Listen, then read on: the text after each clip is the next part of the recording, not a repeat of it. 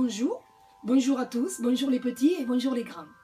Je suis Mireille l'abeille, intervenante au CHU de Montpellier en tant que conteuse. Alors voilà, je suis là parce que je vous ai écrit une petite histoire pour vous présenter les jeux.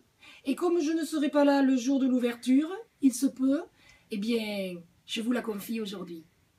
Il était une fois, il y a très longtemps, puisque c'était en 1991, dans une grande ville de l'est de la France, que l'on appelait Nancy, un jeune garçon, Grégory, qui, malade, découvrait le service onco-hématologique pédiatrique d'un hôpital. Il se sentait mal à l'aise. Il lui semblait étouffé. Mais à qui en parler? Comment l'exprimer? Lorsqu'une nuit, les lutins avertis décidèrent de tout raconter à sa grande sœur.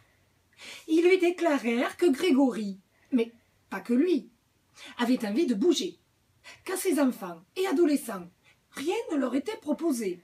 Et patati, et patata, et grande sœur écoutait et n'en revenait pas. Les lutins, tout contents d'être enfin entendus, déposèrent un panier. Ils saluèrent, puis disparurent. La sœur de Grégory dut employer toute sa force, sa persévérance. Puis, portée par l'amour de son frère et leur complicité, elle réussit enfin à ouvrir le panier. À l'intérieur se trouvait un livre magique.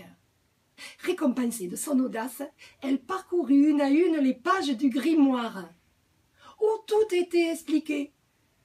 Les activités physiques adaptées en pédiatrie étaient nées, ou APA pour leur petit nom, et comme parrain, Grégory. Comme l'amour qui grandit lorsqu'il est partagé, au fil des ans, les APA se propagèrent à travers toute l'Europe, voyageant sur le souffle du vent. L'histoire des APA arriva à Montpellier, où une autre équipe de lutins, malins et très motivés, décide d'organiser les premiers jeux sapatiques interhospitaliers européens. Alors, cette première laisse présager d'agréables surprises que ne manqueront pas de nous offrir tous ces participants malicieux. Mais, une fois le serment prononcé, non, sérieux. Voilà pour la petite histoire des jeux sapatiques.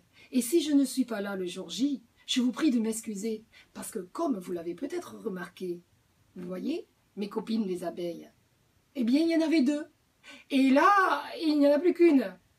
Vous ne saurez jamais pourquoi. Si, je vous le dis. Eh bien, l'autre abeille a croisé un papillon. Non, sans blague.